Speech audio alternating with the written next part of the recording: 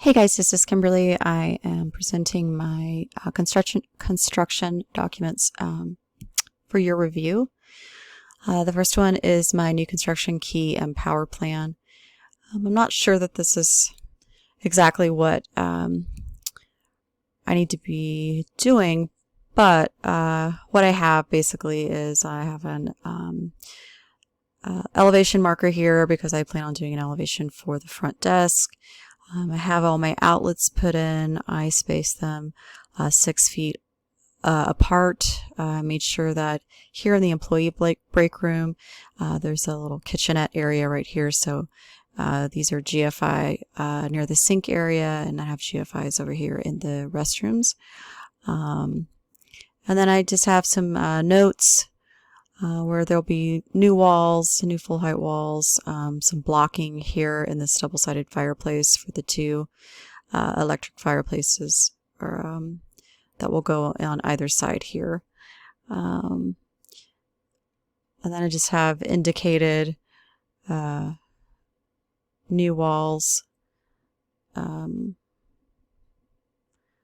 Looks like that didn't come through. I need to change that. So this striping are new interior walls.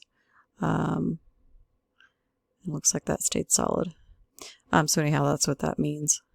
So that's, I think, about it for this first document. This is my finished floor plan.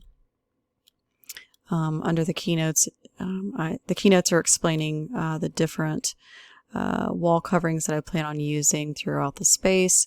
And then these are examples of the different flooring. We have some cement in storage areas. These are the admin offices and the break room that have carpet.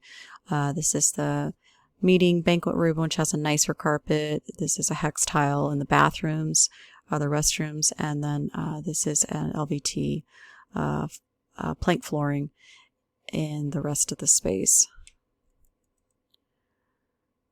This is my reflected ceiling plan. Again, I'm not certain that this is correct. I have not had lighting yet, but anyhow,